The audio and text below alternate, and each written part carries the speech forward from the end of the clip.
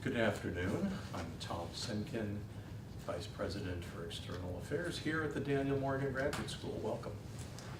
We have a special guest here today, Joseph Humire, who perhaps to this audience needs no introduction.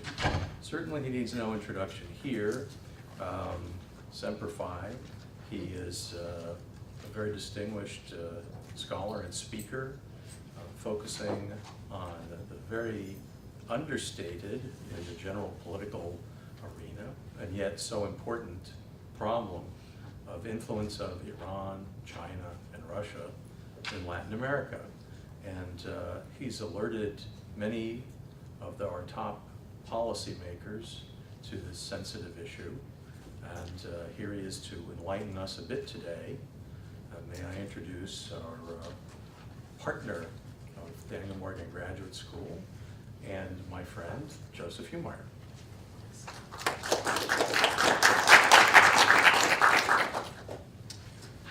Okay, first I'd be remiss if I didn't equally thank Daniel Morgan Graduate School for inviting me to be with you guys today. I know it's a Friday afternoon. I'm actually very heartened that everyone showed up. I'm standing between you and a happy hour, I'm pretty sure. So I'll try to get through this as efficiently as possible. Before I begin my formal presentation, what I'd like to do is I'd like to actually thank Daniel Morgan as an institution for being very alert and attentive to the issue in Venezuela. Just a little background, our center and Daniel Morgan partnered in about 2015.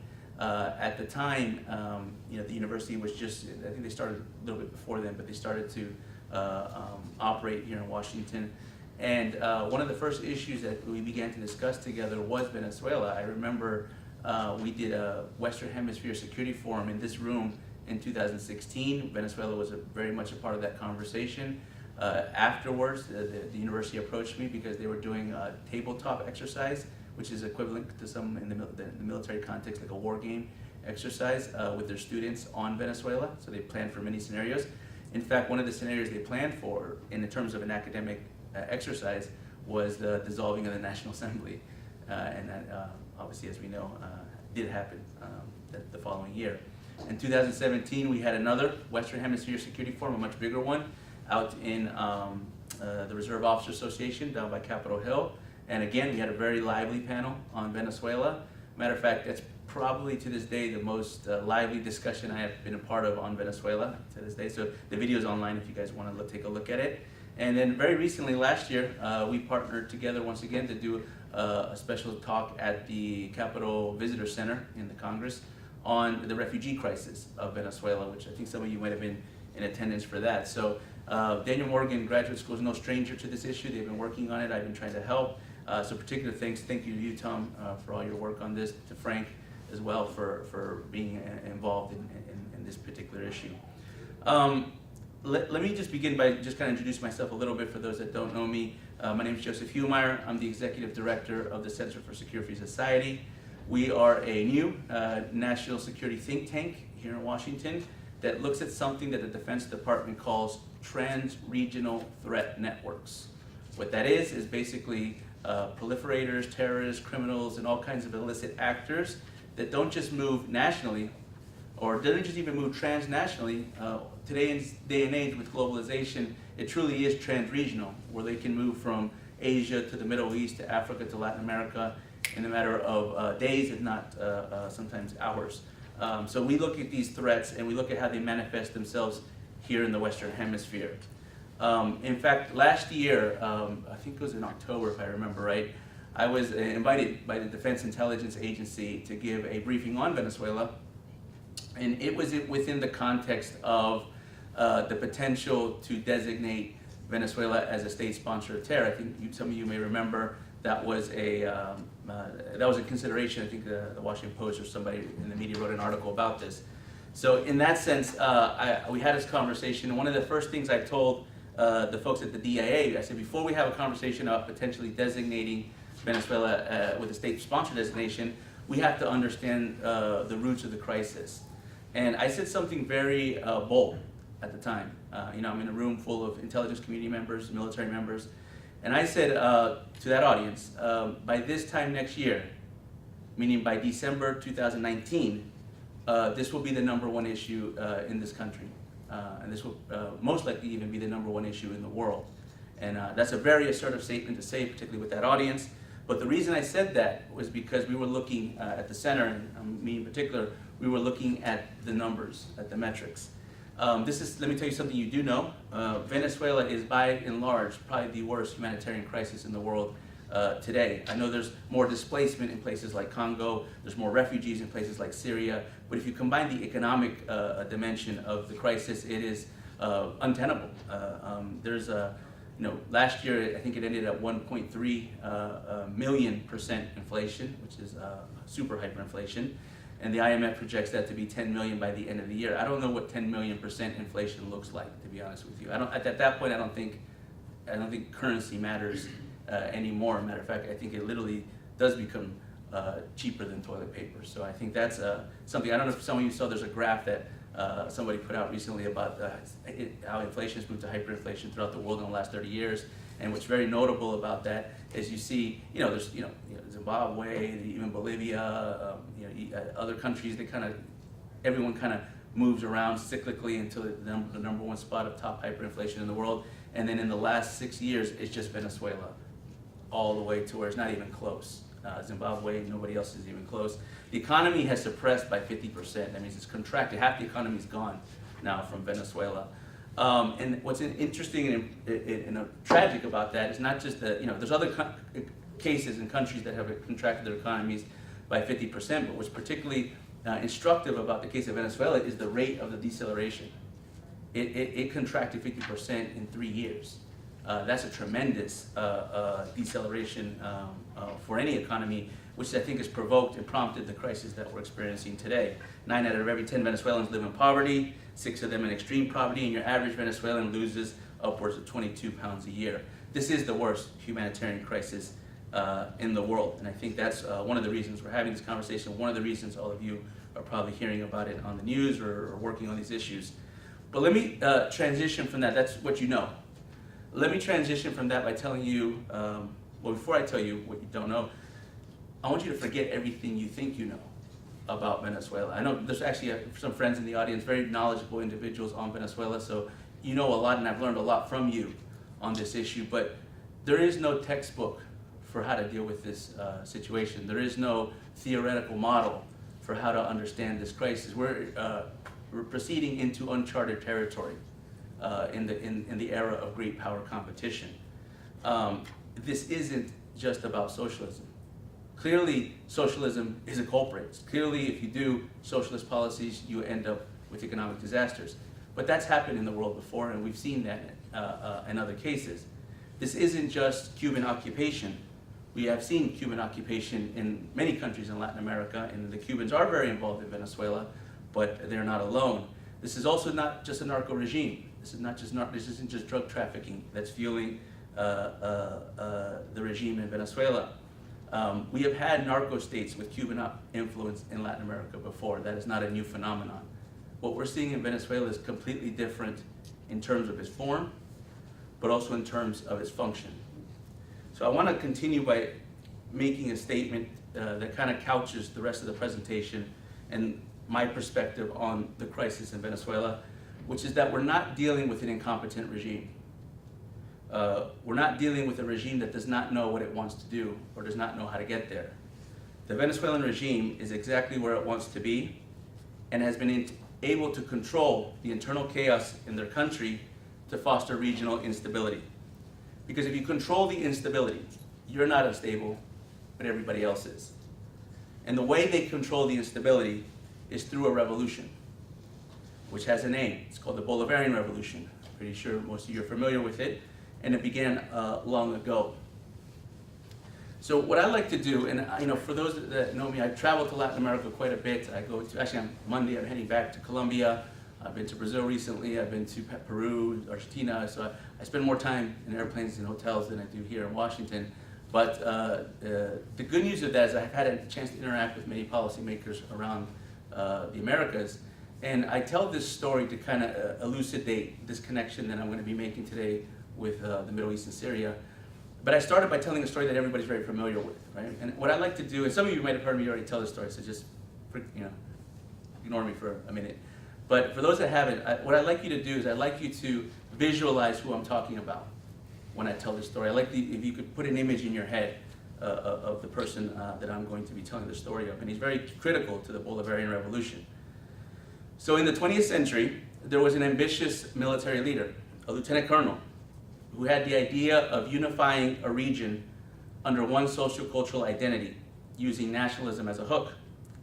This military leader tried to take his government by force and failed, but was later elected and immediately nationalized his natural resources, particularly petroleum. He used the profits from his natural resources to launch a revolution that began domestically, then spread regionally, all the while accusing his internal and external adversaries of imperialists and invaders set upon removing him from office. This lieutenant colonel turned president died in office after 14 years of natural causes, but not before leaving a legacy of conflict and corruption. So I tell that story, I mean, just by a show of hands, who knows what I'm talking about? So undoubtedly, if I asked you, I'm sure you would say Lieutenant Colonel Hugo Chavez, but I'm not. I'm talking about Lieutenant Colonel Gamal Abdel Nasser.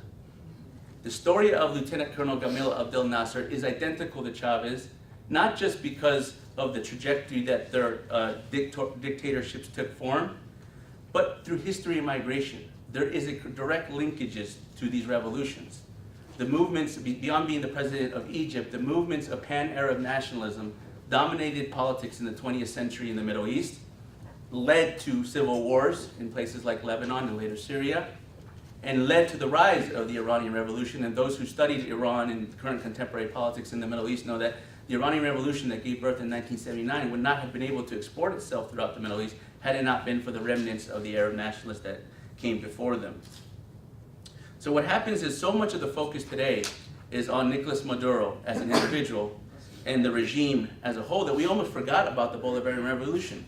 It's somewhat taboo to talk about the Bolivarian Revolution in Washington today because it's all about one individual. And what the purpose of this presentation, the purpose of this next 40 minutes or so that I'm going to be with you, is to talk about the revolutionary frameworks that brought this to power, to re-examine what is Chavismo. Because I think to understand where we need to go in terms of resolving the crisis in Venezuela, we need to understand how we got here and reach some sort of consensus on this. Here's a quote from Hugo Chavez. So my analytical team spent a lot of time looking through Chavez's visits to Syria, Tariq al-Assami's visits to the Middle East, and the connections. And actually, you have to go far back in history to kind of map this evolution out. But within that, there is many quotes where Hugo Chavez refers to this connection, and one of them is particular here, where he talks about his optimism with Arab nationalism and calls himself a Nazarist. He says, I'm optimistic about Nazareth, I'm optimistic about the legacy of pan-Arab nationalists because I myself am considered one. And what I like to do is, I want to show you a quick little clip. It's only about a minute, but just to, not just to hear it from me, Joseph Humire, but to hear it from the leader of the Bolivarian Revolution himself, Hugo Chavez. Y te digo más despidiéndome. Yo reconozco en el presidente sirio, mi hermano, humilde y grande, Bashar al-Assad, como uno de los más grandes líderes, de los más grandes y nuevos líderes que este mundo árabe necesita. Que Dios lo cuide. Y cuídenlo ustedes y apóyenlo. Y ojalá vayan surgiendo nuevos liderazgos en el mundo árabe y se vayan uniendo de nuevo. De verdad, los pueblos de Arabia, yo humildemente lo digo y ustedes me perdonan, me siento un árabe más, me siento un sirio más. Yo tengo en mis venas, así lo siento, sangre árabe. Nos honoramos de esto. Muchas gracias. Muchas gracias, hermano. Gracias. Gracias. So I show that video. There's plenty of other, there's hours and hours of footage of this connection and how Chavez discussed it. But actually, in that same interview that he gave in Syria, what was interesting later in the interview, he actually talks about a revolutionary figure in the Arab world, a gentleman by the name of Sultan Pash al-Atrash, For those who are familiar with the Arab revolutions of the early 20th century, he's a very famous figure because he is the individual that worked with Lawrence de Arabia, remember T.E. Lawrence, to defeat the Ottoman Empire. So he was an individual that was instructive of how to use different kinds of asymmetric warfare and insurgency to defeat empires. And this individual, Chavez refers to him in the sense of saying, you know, you're Syrian leader, you're Syrian revolutionary, the symbol for the liberation of Syria, Sultan Pasha al-Atrash, is connected to our symbol for Venezuelan liberation, Simon Bolivar. He does a play on symbolism that I think is very instructive to how he understood the revolutionary frameworks that brought the Arab world and Venezuela together. I guarantee you that Hugo Chavez didn't learn about Sultan Pasha al-Atrash from his textbooks in the universities of Venezuela. He was instructed this through network facilitation that happened through the years. So what did Nasser do? What was the big legacy? What was the big accomplishment of Nasser for a period of time? For those that study Middle East, I'm sure there's some in the room that have paid special attention to this. You know, Nasser was known as someone that redrew the geopolitical map in the Middle East to push out historic British and French influence. And the way he did this was not with the military. He didn't use a military invasion to occupy other parts of the Middle East. He did it through symbolism, he did it through strategic communication, and he did it through revolution. And one of the things he did was he used the concept of Greater Syria. Greater Syria is a concept that goes back to, it goes back to the 7th century if you want to go to the origin of it, but was modernized in 1516 under the Ottoman rule. It's the idea of creating one state, one Arab state with one Arab identity, an Arab nationalist identity between Lebanon, Syria, Transjordan, and Palestine. Under Nasser's mandate, they created a united Arab republic for over a decade, from 1958 to 1971. So he actually succeeded in accomplishing and creating his unified state in the Middle East, unifying Syria and Egypt under one Arab rule. That didn't last, as we know, that dissolved itself. But I think that understanding the concepts and the frameworks that deal with the revolution that led to Greater Syria, for those that know Latin America, it sounds very familiar. It sounds very familiar with Gran Colombia and the idea of using symbolism and strategic communication and messaging to create a Pan-Americanist concept of your identity and to use that identity to unify a region. Hugo Chavez wanted to establish a unified Latin American state between Colombia, Ecuador, Panama, and Venezuela. He did not accomplish that, but I think his death in 2013 meant a change in the regime, but it did not mean a change in the revolution. Nicolas Maduro is a part of that same objective, and I think when we talk about what is the end state for the Bolivarian Revolution, it's that. I mean, it's what they said. And I think we have to at least take into consideration their own statements. And you know, at the time when we're talking about redrawing the geopolitical map of the Western Hemisphere, you would think it's maybe too far-fetched to think that they're going to be able to, you know, erase borders and you know, take away sovereignty, and especially at the time when Hugo Chavez was alive and in power. But now I don't know if everyone's laughing about that anymore, because it seems that whatever they're doing, it seems to be working. And there's remnants of this same kind of thinking in other parts of Latin America. For those that study Bolivia, there's, you know, the Alto Peru concept, right, which is the indigenous concept of what existed prior to the Spanish colonization in that part of South America. So my main point here really is just to understand the end state, and in asymmetric warfare, the mutually agreed upon end state is critical to understanding how to create a revolutionary framework where you don't have to control everything, but you push everybody in the same direction, even for those that are unwittingly involved in that. One of the things I think that bridged these two revolutionary frameworks was a figure, an individual named Zaidan Amin el-Assami, or otherwise known as El Mufi, or Carlos Zaidan. You may recognize his surname because he is the father of Tarek el-Assami, the former vice president and current minister of Industry and National Production. Carlos Zaidan was a Ba'athist. He was a Ba'athist that came from Syria, but was a Ba'athist that was connected, because remember the Ba'athist party broke up into two command branches in Syria and Iraq. So he represented the Iraqi branch of the Ba'athist movement and was connected to these Arab nationalist networks the minute he arrived into Venezuela. And he established those connections, and we'll get to that in a second, in a very intrinsic level that I think has been, in some ways, forgotten about in the history books of Venezuela. So going through that, so that's a little bit history and migration. I think migration is the other big point that unified these revolutionary frameworks and unified these two parts of the world to move towards common objectives. There's been 3 waves of migration from the Middle East to Latin America as a whole, but South America as a whole, but Venezuela in particular, over the last 100 years. The first migration took place at the end of the 19th century, pretty much after 1880, when the Ottoman Empire began to decline. This migration was mostly of Middle Easterners that were Christians, that were fleeing some level of persecution, because as the Ottomans began to collapse, they became more aggressive. The second wave of migration happened between 1915 and 1920, and if you remember back in history, that was after the period of the Armenian genocide.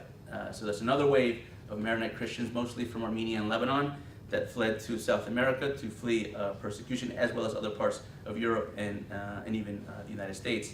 And then the more recent, in the historical context, wave of migration from the Middle East is from 1960 to 1970, where really this is the more effective part of where some of these individuals ended up arriving in Venezuela, because that was the heavy period of pan-Arab nationalism and Arab dictatorships all throughout the Middle East. Right after that, the Lebanese Civil War kicked off, and that's what gave birth to Hezbollah. So that it kind of has a clear line into what we're seeing today. So if you go back 100 years, you start to see these migration patterns that have been happening in Latin America over time.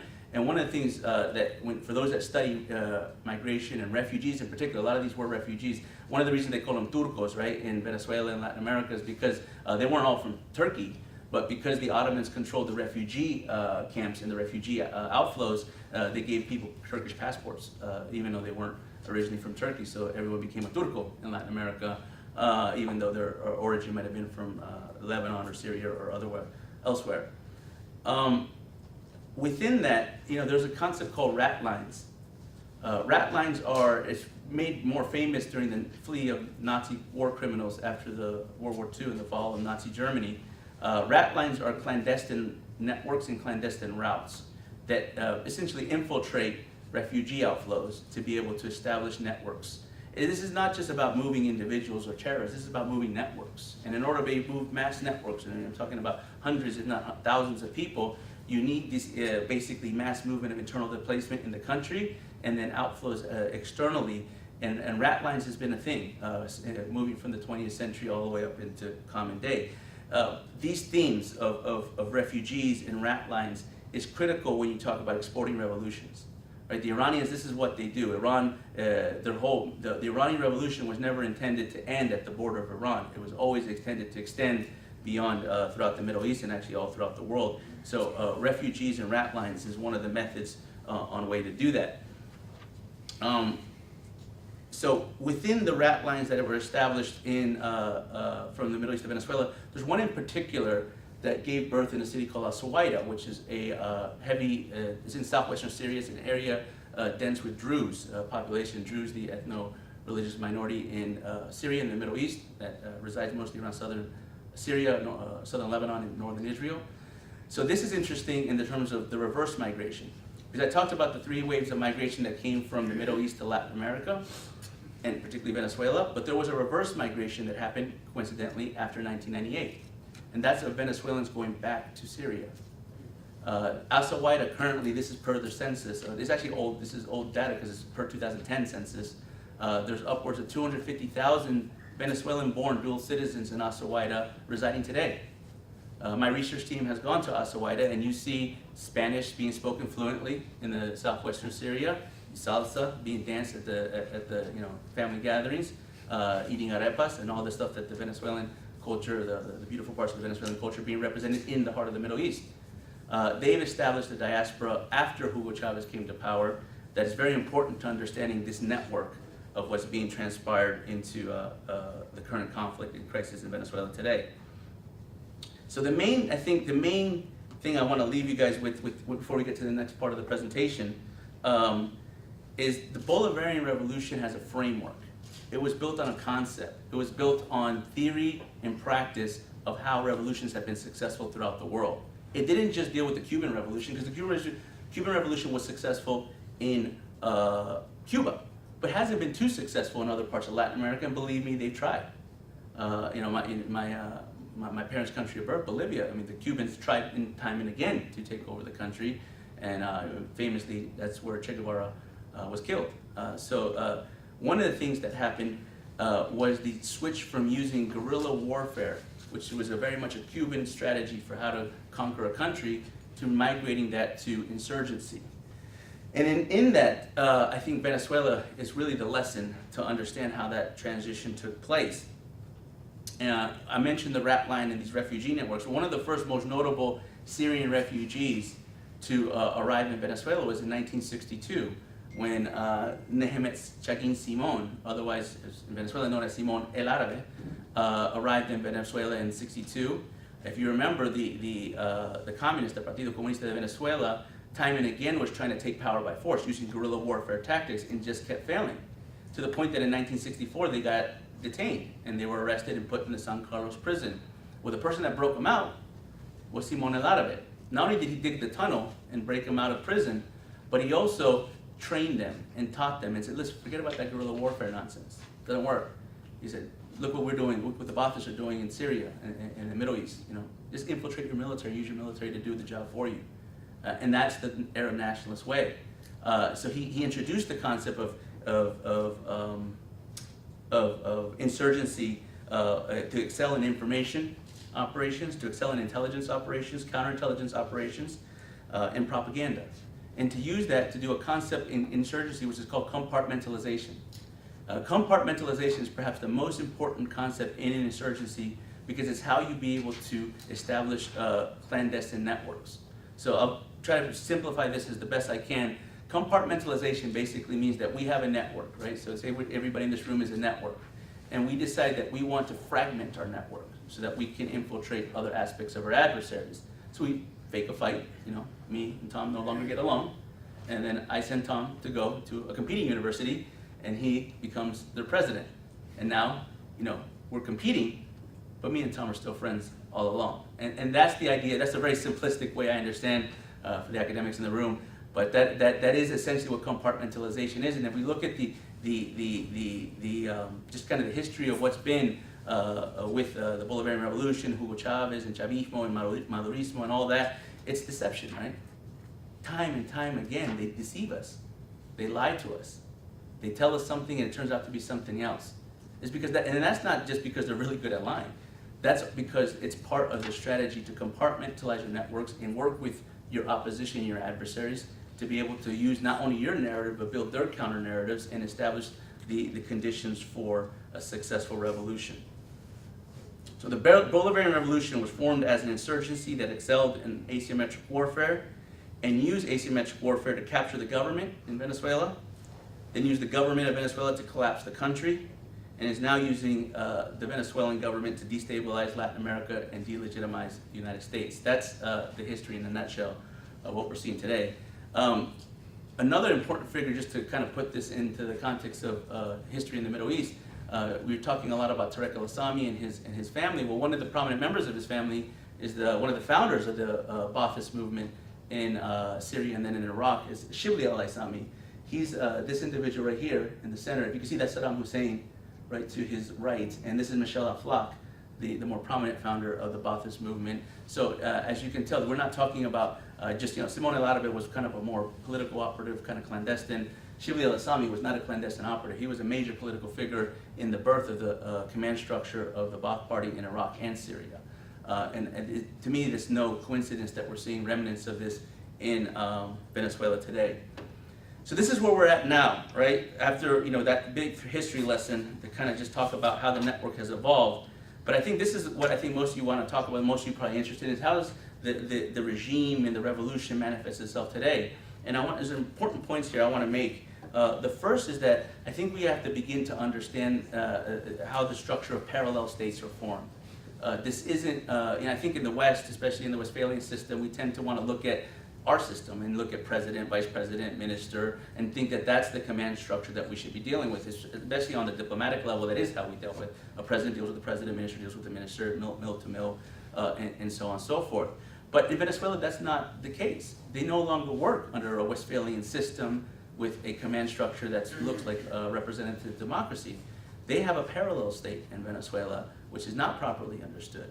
Which is not just, Cubans are very much involved in this parallel state structure, but it's not just involved with the Cubans. As a matter of fact, if you look at the way it's structured, and they say this in their defense doctrine, it's a civic military structure, right?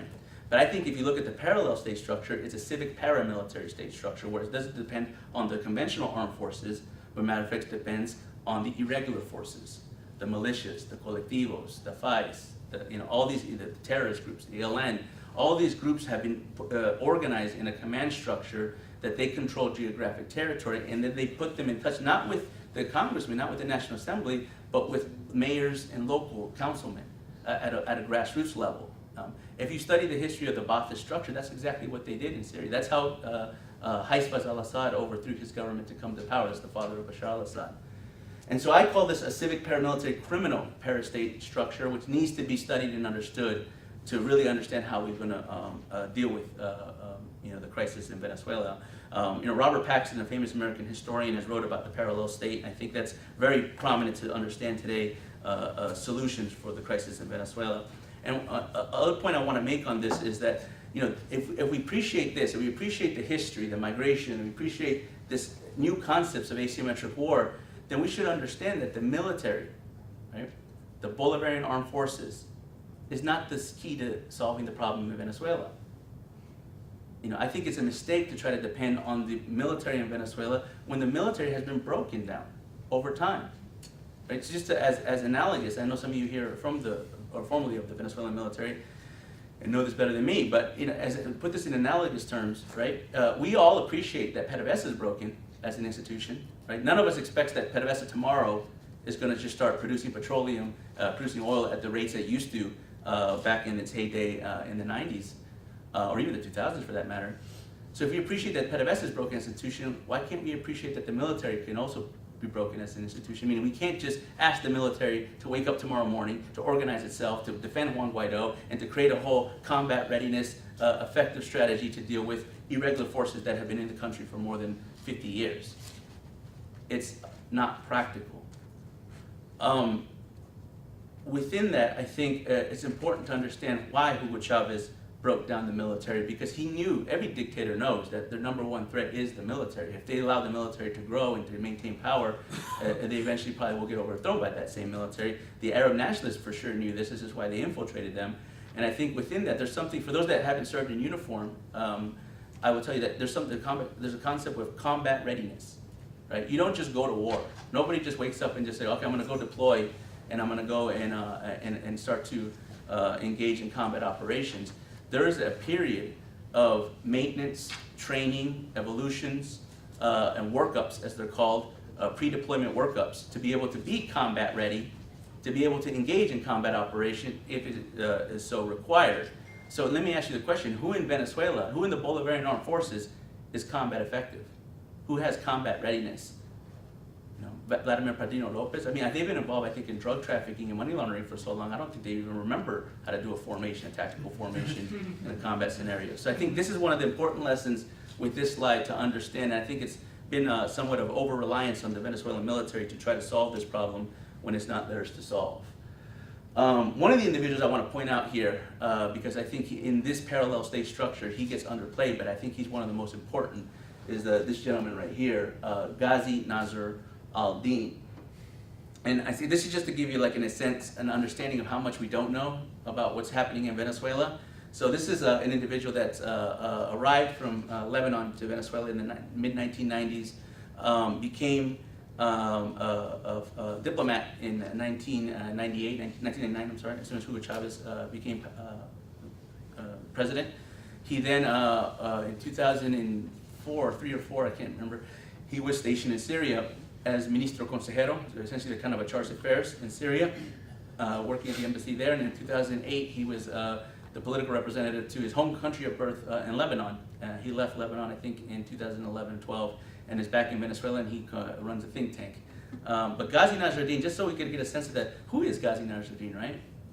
So his full name is Ghazi Atef Salemi Nasruddin Abu Ali. Yeah. So let's break that down. What does Ghazi mean in the Arab construct, right? It means warrior.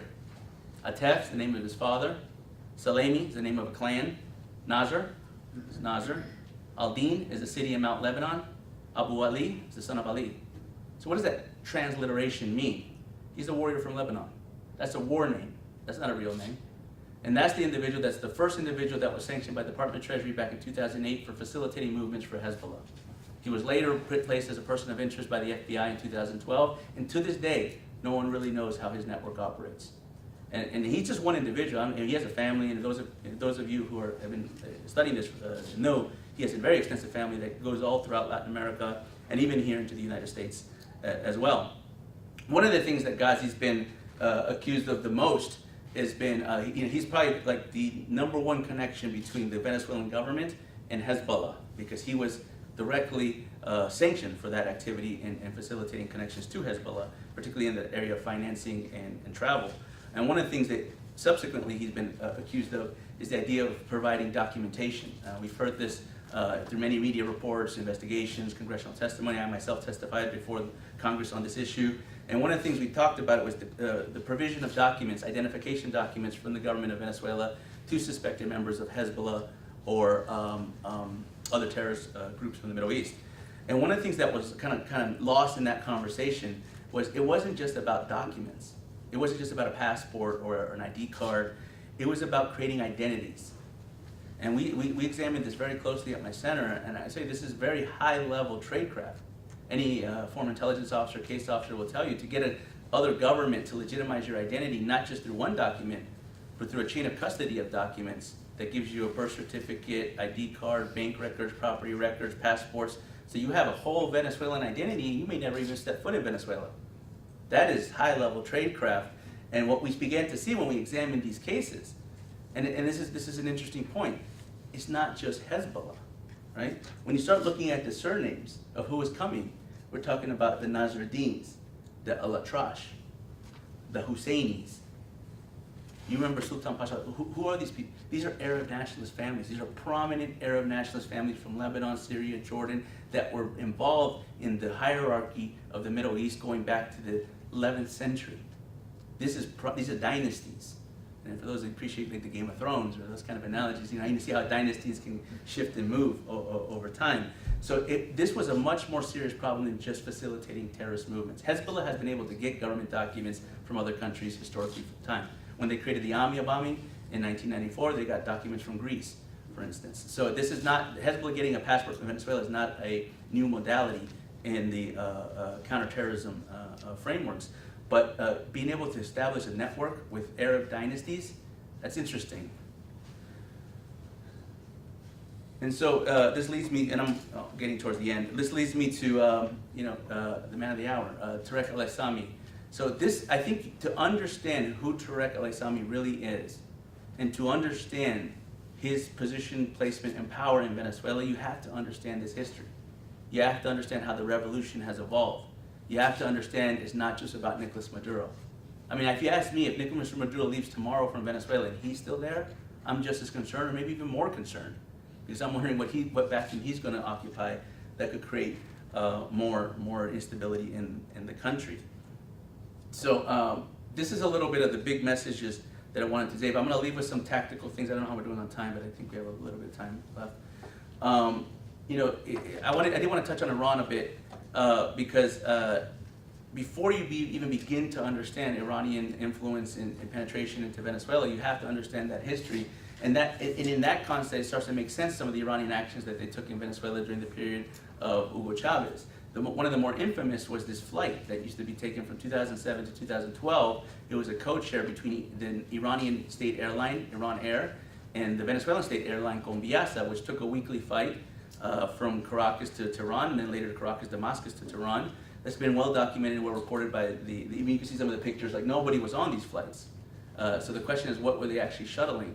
And what was interesting to me was the entity within the government of Venezuela that subsidized these flights was the Ministry of Mining. You would think it would be the Ministry of Transportation because that's where the Conviasa belong to in terms of the bureaucracy in Venezuela, but it's actually the mining industry that subsidized this weekly flight to the loss of $30 million in 3 years. They didn't make any money. This wasn't commercial. I mean, I remember I had some of our scholars and researchers try to actually purchase tickets to the flight, and they would just raise the prices. Like, you want to pay $1,000? They say, oh, it's $2,000 now. Pay $2,000? Now it's $5,000. They just kept trying to outbid you because they didn't really want people on these flights. I think there were some people that were successful at getting on them, and there were actually some flight attendants that reported some of this activity at the time when it happened. But that's ostensibly been replaced now because obviously Iran's been sanctioned, Iran Air has been sanctioned. A lot of actually the earliest sanctions to the state structures in Venezuela, both PDVSA and Cabin, were because of its transactions with Iran. But now I think we're seeing a new actor come into play. But if you understand the history of this, it's not that new, which is Turkey. And Turkey now has a weekly flight to Turkish Airlines that's, again, involved with the mining industry, that has binational companies set up in the mining-rich area of the Arco Minero in the in the Roraima of Venezuela, that had exported 23.6 tons of gold approximately in 2018. So it went from 0 to 23.6, which is almost $1 billion worth of gold in 1 year. And some of the things that my aunts are currently working on, and I know some in the room are still working on this, is how this has offset some of the economic challenges that Turkey has had. So Turkey, because most of these, because socialism is a real thing, and if you do not apply the market principles to your economy, inflation and things tend to rise, as we've seen in Venezuela and other places. And the lira was actually getting quite impacted around the earlier part of Erdogan's tenure. And what we've seen is a shift into a macroeconomic policy, which is looking at commodity-backed currency. So if Erdogan, this is theoretically, if Erdogan was able to peg the lira to gold, for instance, he can stabilize it. And by extension, he can stabilize the macroeconomic situation of Turkey and make Turkey much more of an economic powerhouse. The question is, where's that gold going to come from? There's not a whole, is it going to come at the backs of dead Venezuelans in Roraima or elsewhere that have been mining this pretty much like indentured servitude? I mean, they don't get paid hardly anything for this. Another aspect of the gold part, and this is one that's very much still in the works because we're trying to really understand it, but is the idea that there's a potential scheme that just doesn't evade sanctions. I think the Treasury Department has been very good at finding these loopholes. I think they recently sanctioned the Venezuelan state-owned mining company, Minervan, but is also to use a kind of like a financial scheme to be able to snap link the financial networks and the food networks to be able to introduce food distribution into Venezuela through Iran, through Turkish channels. So this, we call it, potential gold for food scheme. That there's been oil for food schemes, if you remember that, and through Turkey particularly, in collaboration with Iran back during the 2011-2012 period. If this scheme can materialize itself, what this would be particularly important in the context of the crisis in Venezuela is the introduction of Islamic relief as a form of humanitarian assistance into the country. I think that's something we have to pay attention to in the country. In the Middle East, when we talk about Iran and the current conflicts in the Middle East and Syria, there's a lot of discussion about the land bridge, right? The land bridge from Iran to Lebanon, and how Iraq and Syria factor into this, and how Turkey is now enabling that land bridge to move more, logistically move more fluid.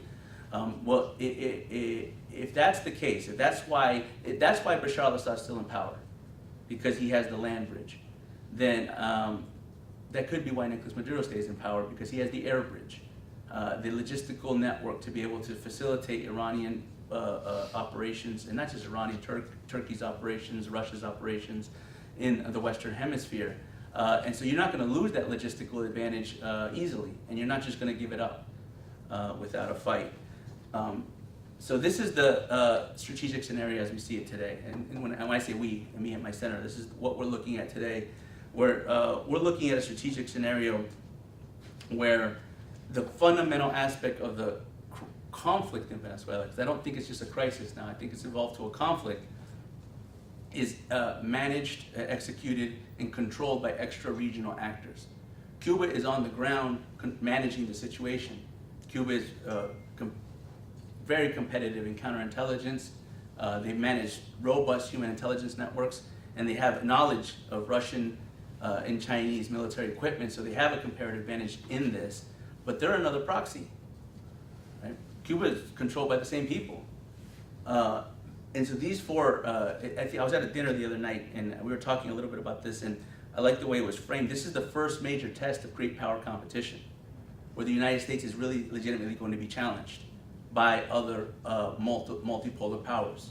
And Venezuela is going to determine how these conflicts play out in other parts of the world, including Syria, Yemen, North Korea, and other places. And everybody's watching us, not just the regimes, but the opposition movements are all watching each other to see how this is going to play out. There's a lot of hope and aspiration to the moves that were made in the early part of the year with Juan Guaido and his legitimate interim presidency, but they want to see results from that. But this is where we have to be particularly careful, because I think it was in December we saw the strategic bombers that flew from Russia to Venezuela that caused a lot of commotion in the press and other places. And one of the things we have to be careful is when we start talking about the idea of military interventions.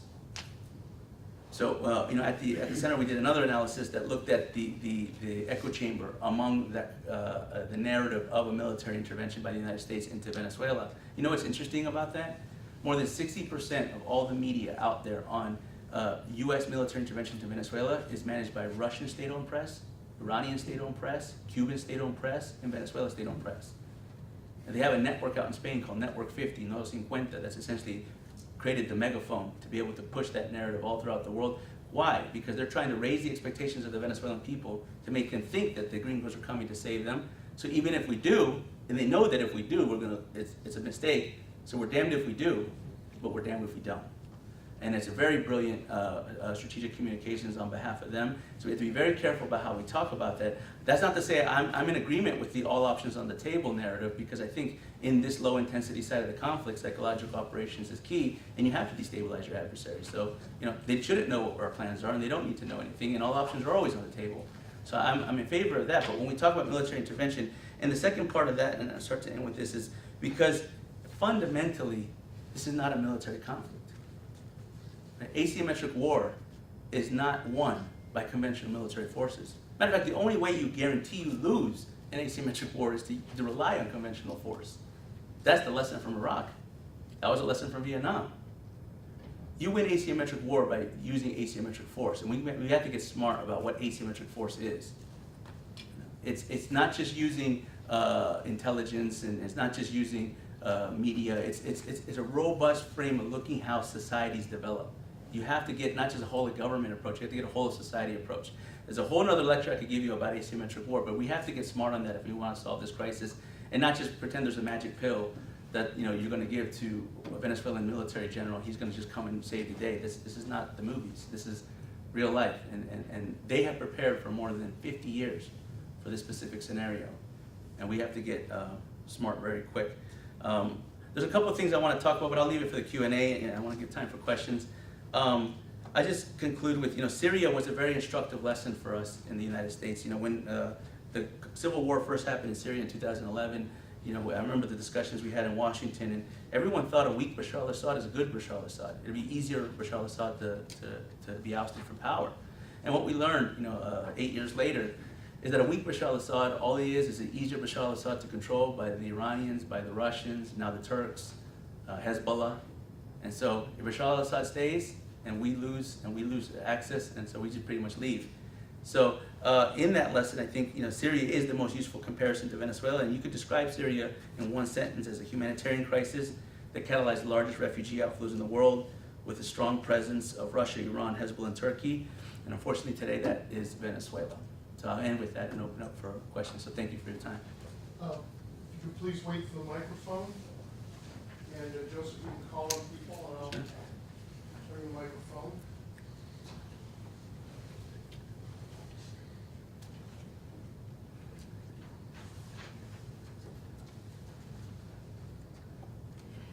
Good afternoon. Thank you for the opportunity to ask the question. Dr. Minerva Diaz with Diaz Consulting Society, and I've been following Venezuela and working on behalf of the people for some time now. Here's the question. Do you think there are other minerals or materials or elements that they're mining out of those mountains, aside from gold, for other purposes such as robotics? So the short answer is yes. Roraima, for those, it's the many people from Venezuela here that know this better than me, but Venezuela is a candy land for minerals, to be honest with you. They have all kinds. The two that we were particularly focused on was within the coltan family of minerals, thorium and tantalum, that have dual use applications. They can be used for many things. So they're used for commercial purposes, but they can also be used for military grade applications as well. And they were on armed export control lists. So there was an attempt to try to restrict that kind of export from Venezuela, but with this, I mean, it's, Airplanes yeah, participating. when they have clandestine flights and things, I mean, you could only control so much. The other thing is important to note is in the Roraima, the gold is surfaced. I can't remember the geological surveys, but in the depth, it's more closer to the surface. Underneath the gold is uranium. It has one of the largest uranium deposits in the world. The Athabasca region of Canada, which is known as one of the largest uranium deposits in the world, is actually smaller than the deposits in Venezuela. So we weren't able to ever determine if they were being exploited, but they were definitely being studied. The Iranians did a geological study for the Venezuelans on the uranium deposits that used to be managed by the Canadians. So it definitely was being studied. So here's a follow-up question, if I may. If uranium then becomes the prize gold or the prize oil instead of regular oil and gold, because it will have a more nefarious utility in terms of war and destruction, can then the United States make an argument that it is threatening national security even more so than what we originally thought, and therefore have justification? Yeah, I mean, so the gold is a major money laundering tool, and it can be used to finance all kinds of stuff, including war operations and things. And I just mentioned it could stabilize the Turkish lira, so imagine the effects that it could do. I think there's plenty of, everything that I talked about is a threat to U.S. national security. So I'm not here to tell you that this doesn't matter. I mean, if anything, my presentation tells you this matters more than we think.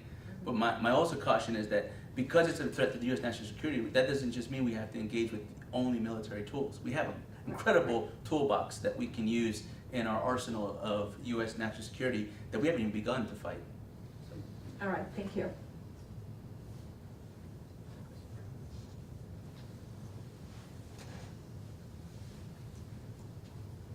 Hi, Joe. Ian Talley, Wall Street Journal. So firstly, you know that I agree, or I see the logic behind your presentation, particularly on the use of gold.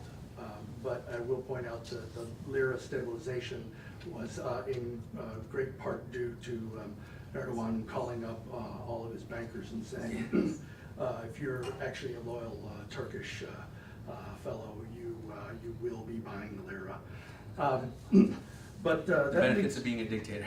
yeah, but not that there isn't sufficient gold to stabilize. I'm curious about your perception of the reception of this theory within the halls of policy making, firstly. And then secondly, if I may, do we not have sufficient financial leverage, for example, Hulk Bank, if it was just that bank alone to be leveraged at a similar sort of formula as previous, that could really hit the Turkish economy? There are other levers we could pull with those. And finally, Sure. yes. You say that there was competence, and I understand why you said that in terms of the sort of overall arching strategy. But in productivity terms, Oh, yeah. there is a sort of counterswing to the right, is there not? In Argentina, in Brazil, in Colombia, and an undermine. Yeah, you see where I'm going. Yeah. Okay, so 3 questions. I'll try to answer them in the order that you asked.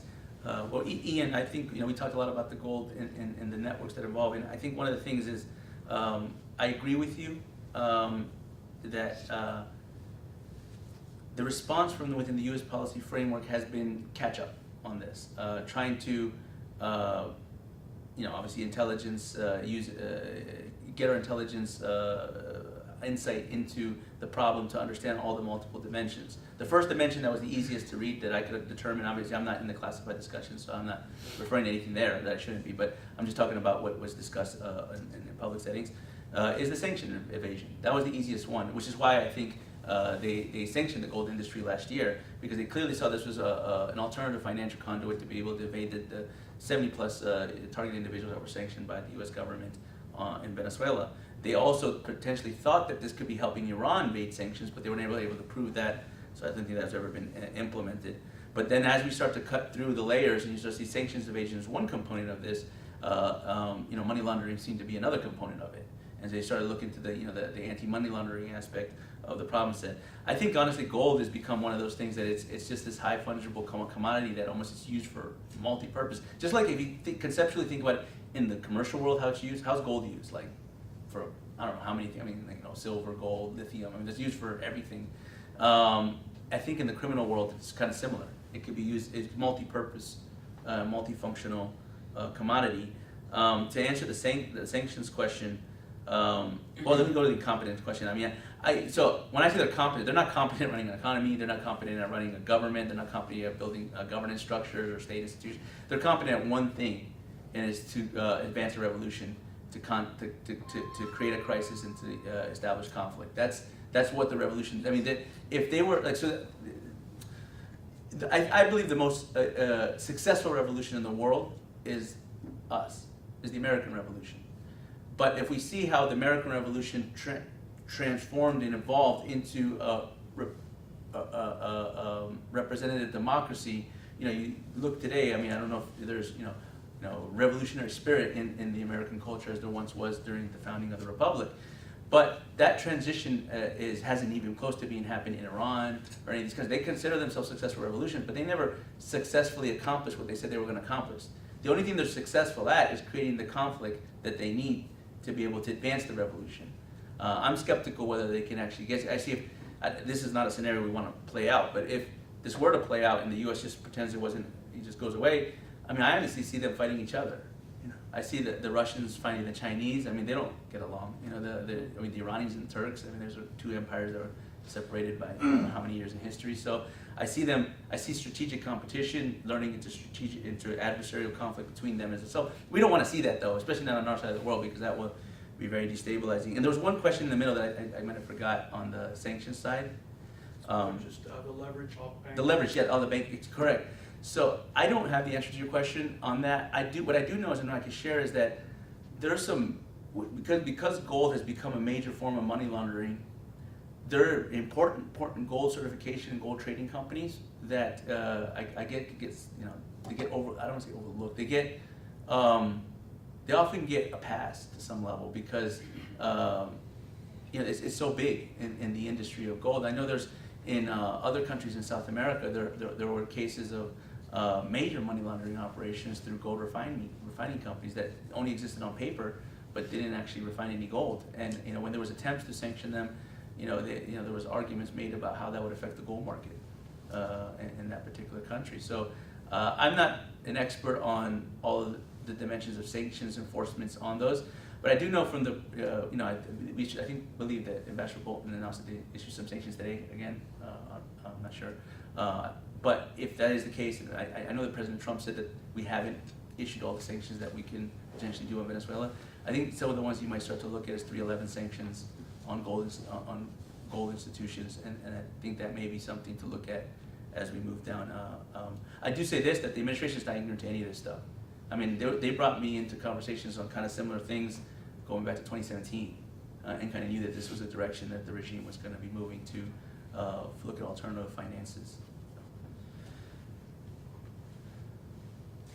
Well, I'll ask a question then. If you were designing U.S. policy or advising the administration, Yeah. what should we do? You mentioned a range of possibilities and aspects to what could be done.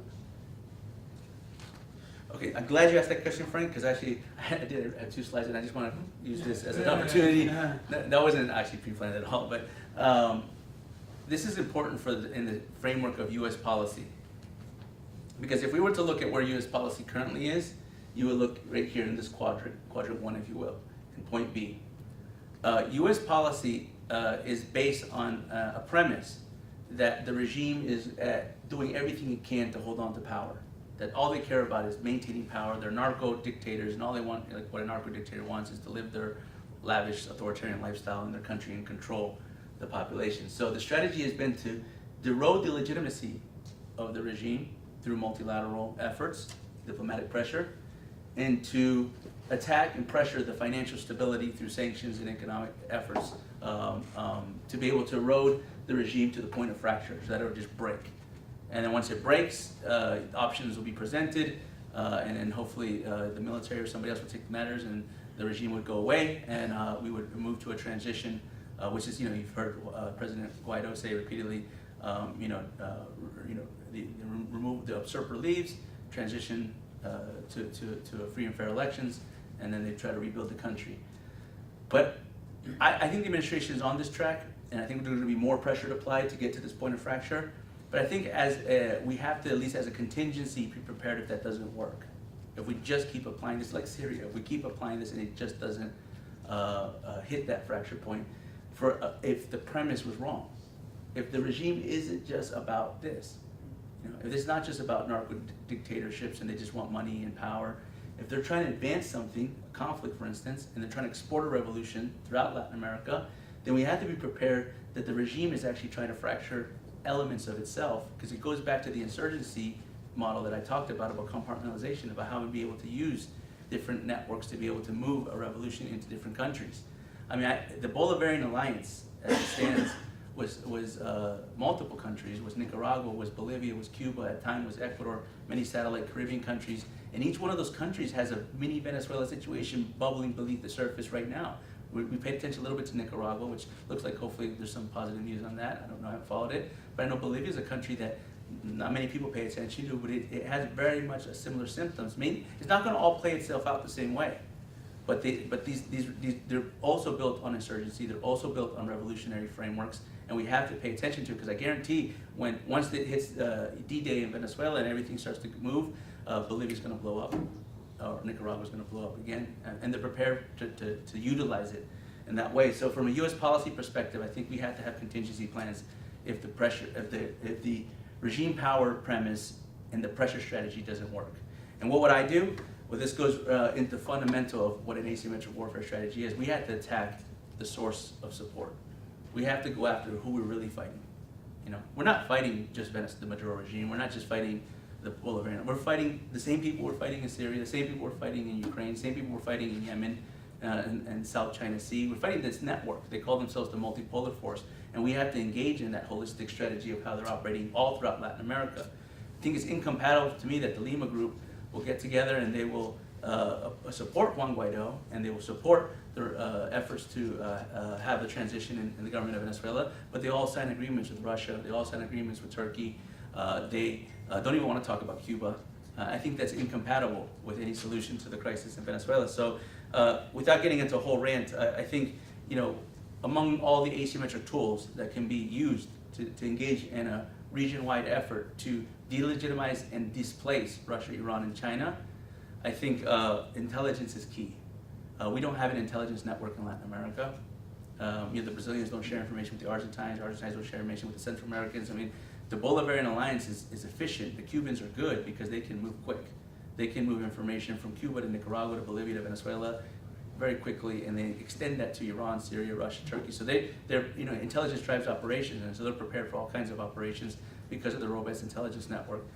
President Bolsonaro was just here in Washington, and I had the pleasure and privilege to meet him, and one of the things I suggested was to build that intelligence network where we have a sort of Five Eyes for Latin America, right?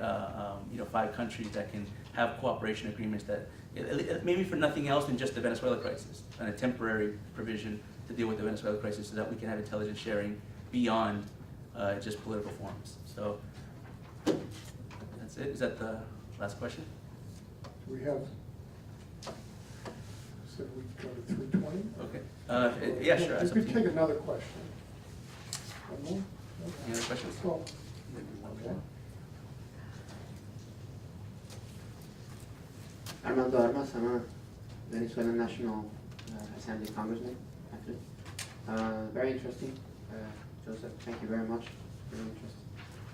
But, well, I served as the Vice Chairman of the Defense and Security Committee at the new National Assembly and now at the Homeland Committee.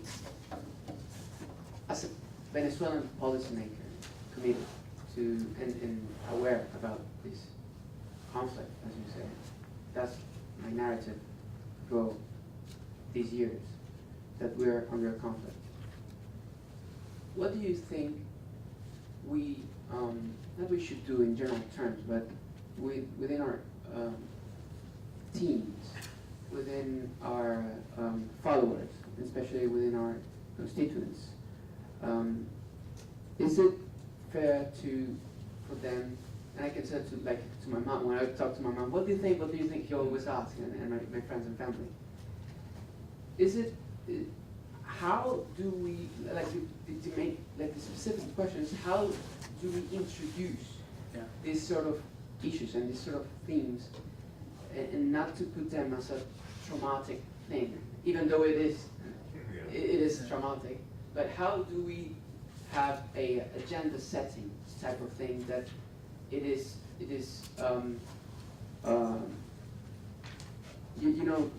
solid, constant, but also smooth in a way, or some sort of smooth to raise awareness and to mobilize our people, which is 90% of the population doesn't want. They do want a regime change, and if you ask for a referendum tomorrow, they want it as whatever, just do whatever to remove these guys. But how do we introduce this case and make it smooth? Thank you very much. Okay, no, I appreciate your question, and thank you, Armando, for everything you do. I know you're very active in kind of the Venezuela Libre movement. Let me be careful. With someone that only has 4,000 Twitter followers, I don't know if my strategic communication is the best in there. But I'll say that there's two things I think that on the narrative front that has to be developed among the Venezuelan population, and just in Latin America as a whole, really, is not this complex hour-long presentation doesn't need to be. Not everyone needs to hear, not everyone needs to understand it, but fundamentally they just need to know that they were lied to by Chavez. Yeah. They need to know that this isn't an organic Bolivarian revolution. That there is no such thing as Chavismo. Chavismo is nothing more, nothing less than the extension of the dictators from the Arab world. They need to understand that. I think in Venezuela, one of the things that the trips when I used to go to Venezuela, when I could go to Venezuela, I noticed that it's one of the most immigrant-friendly countries in the world. I think really I think maybe because of the OPEC and the petroleum, that they had nationalities from all over the world come to Venezuela, and no one really questioned anything. No one really questioned who is this Syrian or who is this Druze or anything, because it was just everyone's everyone. We're all in it. And I think within that generosity was abused, and it was abused and was deceived by a master deception. And I think Chavez needs to be framed as a master of deception, and that he tricked everybody, and he rewrote the history book of Venezuela. So I think that has to be pushed into the psychological framework of the Venezuelans. And the last one, I don't think I'm getting enough high signs. So the last one is, I would never wonder, so why don't they just protest some of these embassies in Venezuela? They're all there. The Cuban embassy. Why don't focusing it on the sources of support and not just the regime itself. And so, if those two things happen, if the revolution becomes people discuss, we don't want to end it as a regime. We want to end it as a revolution, because and I'll end with this. I promise. It's not sufficient to just end the crisis in Venezuela, to remove an individual, to remove a handful of individuals. Because to be honest with you, working on this for more than a decade, this is probably the most tragic thing I've ever seen. I served in the Marine Corps. I was in Iraq in 2003, and I don't think it's as bad as this. This shouldn't happen anywhere again in the world. So I think it's incumbent on us to help make people understand that we don't just want to end the regime, we want to end the revolution, and we're here to finish it. So I think that's the message you want to take to the people of Venezuela. Please join me in thanking Joseph Humire.